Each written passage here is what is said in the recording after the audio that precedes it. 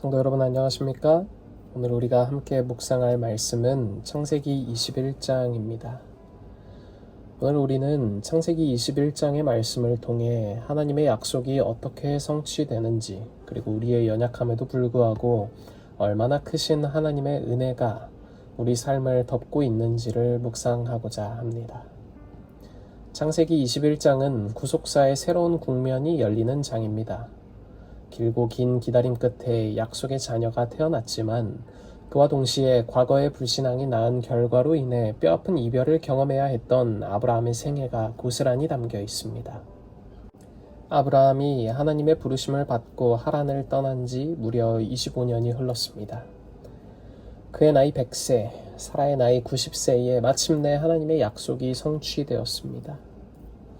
인간의 생물학적 가능성이 완전히 끊어진 그 절망의 끝에서 하나님은 생명을 잉태케 하셨습니다.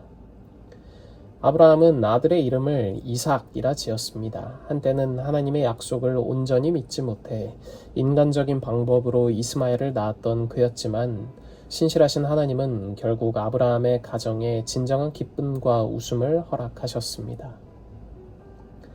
성도 여러분, 우리도 때로는 하나님의 약속이 지연되는 것처럼 느껴질 때가 있습니다.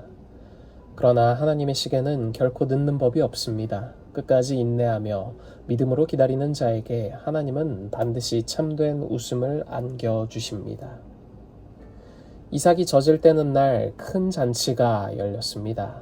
그러나 이 기쁨의 날에 가정의 화목이 깨어지는 비극이 발생합니다.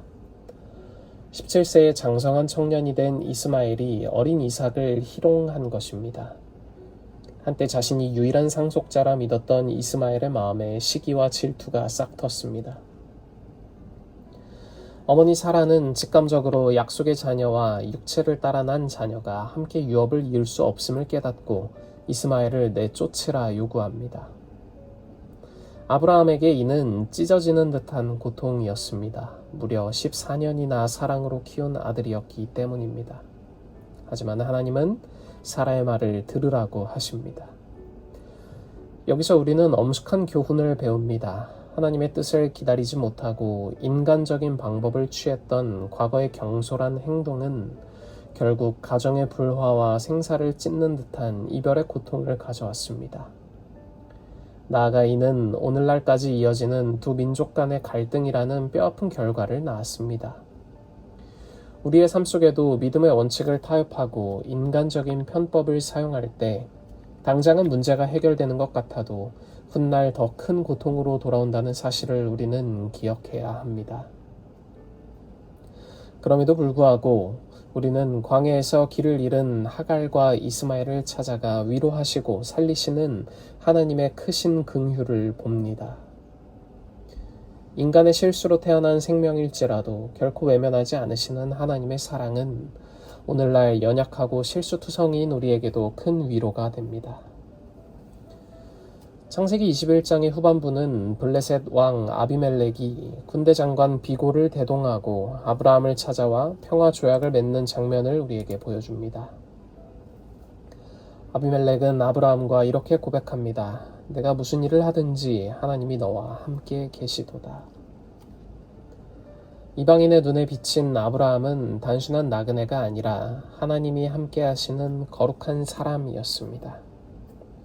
아브라함은 이방인들과 기꺼이 화친을 맺으며 이 땅에서 평화를 심는 자로 살아갔습니다.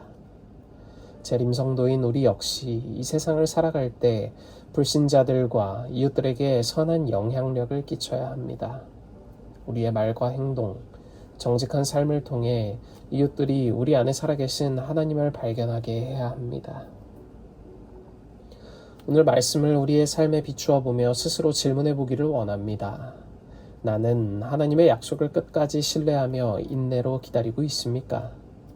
당장 눈앞에 결과가 보이지 않는다고 해서 하갈을 취했던 아브라함처럼 인간적인 방법을 동원하고 있지는 않습니까? 내 삶의 선택이 가정과 이웃에게 평화를 가져오고 있습니까? 이스마엘 사건으로 아브라함이 당했던 고통을 거울 삼아 매 순간 성령의 지도를 구하는 삶을 살아야 합니다. 우리는 믿지 않는 이웃들과 화평하게 지내며 선한 영향력을 끼치고 있습니까? 아비멜렉이 아브라함 속에서 하나님을 보았던 것처럼 내 이웃도 우리의 삶을 통해 예수 그리스도의 향기를 맡을 수 있게 되기를 간절히 소망하며 오늘 묵상 마치겠습니다. 오늘은 청년반의 최시영 청년을 위해 기도하겠습니다. 하늘에 계신 하나님 아버지, 오늘 우리에게 새로운 하루를 허락하시고 안식일을 예비하는 하루를 허락하시니 감사합니다. 오늘은 청년반의 최시영 청년을 위해 기도합니다. 먼 타지에서 가정을 이루며 하나님의 사업을 위해 학업에 전념하는 최시영 청년이 외롭지 않고 지치지 않게 하시며 늘 하나님의 사랑 안에 거하고 있다는 사실을 기억하게 하여 주시옵소서.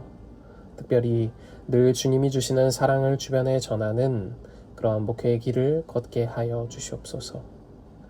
우리가 언제나 하나님과 동행하는 삶 살아가게 하여 주시길 우리를 죄에서 구원하신 예수 그리스도의 귀하신 이름으로 간절히 기도드립니다. 아멘.